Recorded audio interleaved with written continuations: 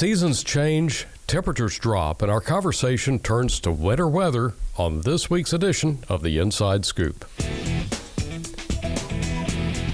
Welcome back to another episode of the Inside Scoop. I'm David Owen.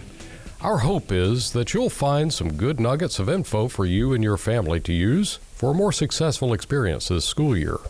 If you do, please give us a like, click subscribe or follow, and pass the information along to a friend. They'll be glad you did. It used to be that a forecast for a chance of snow or ice would echo across our airwaves, leading students into a night of hoping for snow on the ground and the cancellation of all school activities the next day. Some would wear their PJs backwards, while others would flush ice cubes down the toilet in hopes that their superstitious act would make their dream come true. And so, could this year's long-range forecast make students' dreams come true? Well, here to shed some light on how weather decisions are made is Cobb's Chief Strategy and Accountability Officer, John Floresta. You are the Chief Meteorologist, aren't you? That's a title I will not accept, but thank you for the offer. Too much liability, I'm sure. So, we joke and kid a bit about snow days here in the South, but it's a really big deal for our students. And you're not from here, are you? Originally not. I just went right there, didn't I? I've been here for long enough to be fair about it. Yeah, well, you're an honorary Southerner. I spent about 20 years in the Northeast where it snows a lot more, and certainly colder, and about 20 years here. Do you now. chuckle when we have a snowflake fall and everybody panics? I used to, and I think those who are here in Cobb County from someplace that isn't Cobb County, at least originally, they all think the same. What's the big deal? It's an inch of snow, or it's a little bit cold. But it is different because the resources are different. So it's someplace else in the country, whether it's Northeast or anywhere else, there's more snowplows, there's more salt machines. And so what goes into preparing for winter weather here in Atlanta is a little bit different than it is in other parts of the country. So we have folks here on our team who spend time, even now, months away, preparing for winter weather so that kids can get back and forth to school safely. Well, I as a Southerner, I do appreciate the grace that you've extended. So obviously the kids have, by the way, have you ever heard of these superstitions I mentioned in the open? No, tell me more. Oh, that's about it. No, all I used to do was just sit by the radio back in those days, not like a big console radio, but, WSB, for example. Are you trying to say you predate TV, David? Is that what you're trying to say? The 1900s, but let's move on. But yeah, I mean, it was a huge thing for the kids, but the parents really need the information just as soon as they can get it. Yeah, we're joking about it, but when you think about it from a student perspective, it's that moment, whether it's winter weather or anything else, frankly, that'll give you a day off of school. It's a good thing. For the adults, parents and staff included, it is obviously a lot more complicated, and we try to get as far in front of that as possible. Mm-hmm. Podcasts, maybe talking about it. Some of the resources I know that you guys put out are so that parents can have as much information, not just about is it going to snow, is there going to be school on a particular day, but what goes into that process. Yeah. And we've got a number of folks both here inside the district and then outside the district who work together to make those decisions. A decision to close school or change school in any way, shape, or form, we know is a big deal, sure. Whether it's weather related or not. And those decisions obviously aren't taken lightly. And there's a number of factors that go into that. First and foremost, as always, you've heard us say it a million times, it's always safety. And so when it comes to winter weather particularly, can we get students back and forth to school safely in the morning and in the afternoon? If the answer to that is no, or we don't know, then we're not going to have school. Okay, so a moment ago you mentioned inside and outside resources, trying to figure out what the situation is going to be and then how the district responds to it. Tell us a little bit about that relationship. By outside resources, I'm assuming you're talking about the actual weather meteorologist forecasting what's likely to happen, which in Atlanta is, as I understand it, is really, really hard just because of our terrain and where we sit. I'm talking beyond myself. Yeah. I'm not a meteorologist. What do you expect? Yeah, none of us are either, right? I mean, we're all teachers, and so we're relying on those who are. Yeah. We joked earlier about not wanting to be a meteorologist. They've got a tough job being able tell the weather and not just be accurate about it for the general public, but for school districts like ours or organizations like ours that are making decisions based off of that. So if you're thinking about winter weather, or again, it could be a hurricane, we could be talking about flooding, we could be talking about high winds even. I mean, there are a whole variety of weather scenarios that really begin when we're notified by the National Weather Service. That's really where the whole process begins. Okay. They do a very good job both here in Atlanta. There's the Atlanta Weather Service, which is, I believe, a division of the National Weather Service. And the National Weather Service at the federal level do a good job of letting our staff know when there might be a weather event. They typically will let staff know as early as a week in advance, Really? some days, a couple days. And that starts a process for us where our staff then gets moving. Our operational staff assumes the worst and starts preparing for that, both in terms of transportation, food and nutrition, communications happening with the schools and the principals. And then ultimately we are relying on that weatherman who's, as the event gets closer to time, is going to give us their very best information, and then ultimately superintendent makes the call on school being open or closed. You just try to get the best information possible, and then provide that to the superintendent, and he makes that final call. Is that kind of how the process works? Yeah, in consultation with our staff, operational staff, Chief Operations Officer Mark Smith and his team. They're really on the ground, talking with the Weather Service, and again, preparing us operationally as if we're going to be open and if we're going to be closed all at the same time, which, as you can imagine, isn't easy. And in that, there's always a time gap between. The public starts asking questions. Moms and dads say, hey, we're going to have school. We heard it might snow in a day or two. In that day or two that you begin asking questions as parents, we're working, and we have been working. Because, again, we've probably known it's coming for maybe a day or two before it really hits the media cycle. And in that period of time is not only are we preparing, but then, again, we're communicating. So we're communicating with weather experts. We're communicating with other districts. At times we're communicating with state government. Also, we can have the most information possible. And again, here in Cobb, instruction is important. We want kids to be learning every day. We want them to be learning in the classroom every single day. But we're not going to do anything that's going to compromise their safety. Yeah, it's not worth somebody ending up in a ditch injured. That's right. Obviously. So, meteorologists are great at what they do, but I think their success rate is still something like 74%. Man, you're getting in trouble with them today. Yeah, I know. Well, they all subscribe, I'm sure. But it kind of puts the school district in a little bit of a hard place, right? Because if they are wrong, then the superintendent's decision can't be correct. I remember a few years back, we had a forecast of, there's just going to be light flurries in the morning, and it's going to be pretty, and everybody's going to be fine.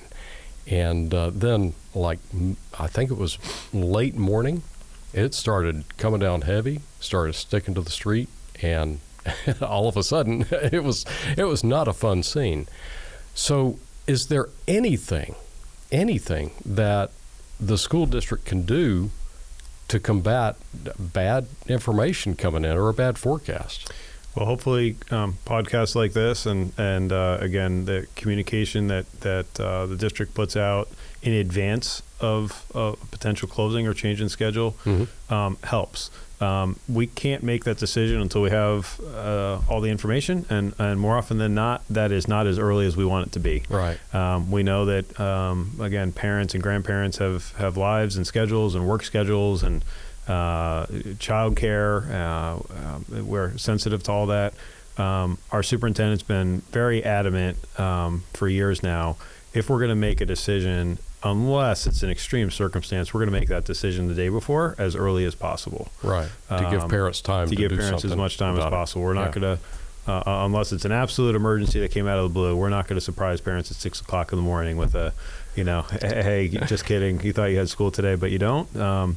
But I hope what you're hearing is part of the process, even on this podcast, and again, some of the other resources that you guys put out there that show the steps and the amount of time that it takes to make these decisions. And we try to make that as fast as possible, so there's as short of a turnaround time as possible for our parents. I can say it in one sentence. We're going to tell our parents as much as we can, as early as we can, so they can make the best decisions for them and their family. We try to stick to at least a day before, typically the night before, so we can give a little lead time. Run up to that line of, hey, we know what the weather's going to do, or we think we know what the weather's going to do, and at the same time, give parents as much time as possible to make plans. So would your advice to parents be have two plans? One for if this happens as we expect, and otherwise, revert to the plan B? The best thing I would tell you to do would be to pay attention to our social media channels and our website. Yeah. The moment you start hearing about a possible weather event from a friend or from media, you could certainly ask a school, but a school is going to say something similar, probably in a better way than you and I are talking about it right now, but a principal kind of repeat the process as we're talking about it right now. Mm-hmm. We might put out resources like this one, and we're taping this in don't tell anybody, but it's November, and it hasn't snowed yet. I think it's going to be 80 degrees today. But you might be listening to this, with an ear on, hey, what's going on? How are you guys deciding? Keep an eye on our communication channels. Keep an eye on your inbox. Keep an eye on your text messages. Our commitment to you all is that you will get a decision from us as early as possible with the very best information we have from weather experts. Mm-hmm. And again, unless it's an emergency, Superintendent Ragsdale has been pretty clear. We're not going to surprise parents last minute. Yeah. You'll at least have enough lead time to make preparations for your family. He's been very thoughtful of families in that regard. Yeah. Now, a moment ago you said parents contacting the schools. Is that really the appropriate thing? Because the principals can't do anything about the weather call. They just respond to what the district says needs to happen. You can't open some schools and close others, can you? Yeah, that's a great point. In Cobb, no, you can't. So if we have a weather event that impacts South Cobb and maybe doesn't as much in North Cobb, we're still going to make a decision for the entire county. Again, with rare exception, there might be flooding at a school that's isolated to a single school, but again, we're sensitive. We're a big district. We have school buses and student drivers who are out on the road from all over the county. We impact all 800,000 people who live here, and making a change in one part of the county really makes a change to the entire county. And so we try to again be as sensitive as we can to our entire community, not just north, south, east, or west. Yeah. So maybe in an attempt to dash the hopes and dreams of those dear children hoping for a snow day, how does CTLS impact? I can read your face right now. You don't want to answer this question because education's a real need, but you also can identify with the desire for that snow day every now and then. Yeah, my teenage self is bemoaning missing the snow days and getting on a sled. So having the technology obviously has changed a lot since you and I were in school, and so there's advantages to that. One of them is that we can provide access to learning literally anywhere, and whether it's a weather event or whether you're just homesick or out on vacation, you have access to your classroom and your teachers' resources for you from anywhere. That's a good thing. Are we going to require on snow days that students spend a full instructional day at home online? I guess I'll just say to stay tuned, but I'll that's a non-committal answer. I think it is. You got me. I think I'll also say Superintendent Ragsdale has been pretty clear that we try to take not just instruction into account, not just the needs of families, not just the access to technology, not just student safety. We try to take all that into account. Student safety first. So could there be days where it snows and we have instructional resources for students online so that they are able to continue their learning at home? Yes. Could there be snow days, and will there be snow days where those resources are optional? Yes. And I guess I could keep going with different potentials depending on the situation. But you just hear me saying the superintendent's been very adamant about balancing our academic needs of our students and then the realities of our families, particularly during weather. So it's a good resource to have. I'll leave it there. It sounds like maybe you are you planning a presidential run? Yeah, I could see that. No thanks. So, snow and ice. A moment ago, you mentioned storms, also hurricanes and floods and such. Snow and ice are just one part of that, but the response of the school district to the changing weather conditions varies according to the perceived threat or potential threat. That's right. Lots of times in the fall and particularly in the spring, as weather systems change, we start seeing spin up of tornadoes or just severe weather, high winds. It doesn't have to be a tornado. Tell us a little bit about how the school district responds to such events, such as a pop-up weather system in the springtime, maybe getting high winds, as an example. Yeah, similar to what I mentioned earlier, and I think for any weather event, our process starts when we're notified by somebody that is not a teacher or an educator inside the school district, somebody that's an expert. Weather professional. Somebody that's an expert in the field. Sometimes that comes from state government, hey, heads up. More often than not, it's coming from the Weather Service, even if it is high winds, even if it is extreme heat, even if it is snow.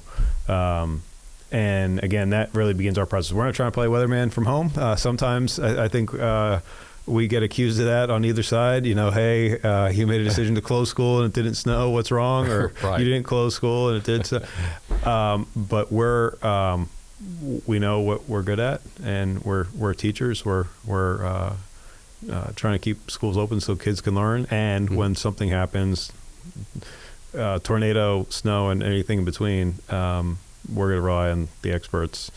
When the Weather Service, local or national, lets you know that something is developing in our area, don't we have like a code or something in the school that alerts everybody? You're not having to wait for the superintendent to make a decision on something like that, are you? Yeah, great example. And so up till now, I think we've been talking about a weather event that affects the entire county. You asked that earlier. Great question.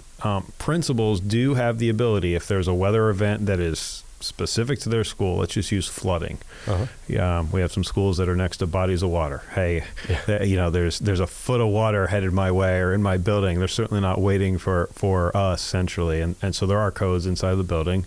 I think it's a code white, I think is, if memory serves, that allows a principal to notify the entire school, including the community, parents, teachers, students, that there's a weather event going on inside the building. And then obviously there'd be more specific communication coming from the principal.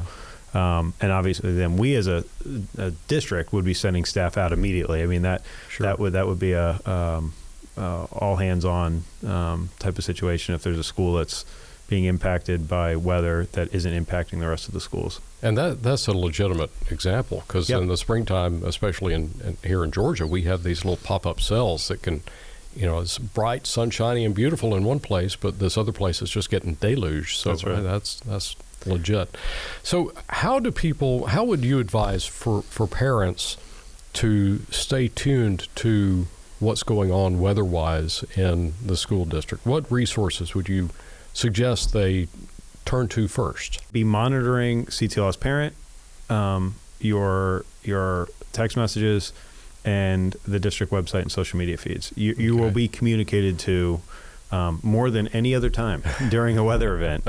Probably too much, frankly, and I say that as a parent as much as I do anything else, with a commitment from the superintendent that it will be communicated as early as possible, while also keeping your child safe. Yeah. So media outlets like, or social media outlets like Twitter, X now, I guess, and Instagram, or we'll communicate through our communication channels before we give it to media, and then media will pick it up from there, or we'll give it to media right afterwards. So we communicate directly to our parents, particularly with weather, as fast as possible. And believe it or not, giving it to traditional media sometimes takes some time. There's lag time, particularly in a weather event of minutes, which cost parents convenience if nothing else. So we'll communicate through our website. We'll communicate through all social media feeds, CTLS parent, text message, and email. Okay. So number one advice would be stay weather aware. Stay tuned into that situation. Number two would be maybe go ahead and get your plans in mind, at least, well ahead of the January, and frankly, just do it now. Yeah. Because you never know when weather's going to take a turn, right? So, yeah, that's right. And again, what can you expect as a parent? If we know that there's potential weather, you'll hear about it from us a day or two in advance. Hey, we're keeping an eye out. We're aware. We're looking. We'll communicate as much as we can once a decision's made. So if you don't see that a day or two before a weather event, either it's a surprise to everybody, including the weatherman, or we just haven't made a decision yet. So you can expect that each and every time, and then you can expect follow-up communication with the decision, again, with enough time for you to make plans as families before the day of. Okay, well, super. Well, John, thank you so much. I know it's when we're recording this, it is a board meeting week, and you're usually very, very busy during those weeks, but I think this is an important topic that you're coming by and shedding some light on is really helpful. Yeah, lots of good people doing lots of work to prepare to keep our kids as safe as possible. That's 365 days of the year, but particularly during weather events, and good folks in our transportation and operations division specifically who are doing that every single day. All right. So. Sounds good. If you found this podcast helpful, tell a friend. They'll appreciate getting the info, and you can also find links to the Cobb Schools channels of communication on social media like Twitter, X, Instagram, and of course there is always that CTLS parent to help keep you informed. You can also find all of that information in the description and show notes for the podcast. So thank you for listening to this edition of The Inside Scoop, a podcast produced by the Cobb County School District.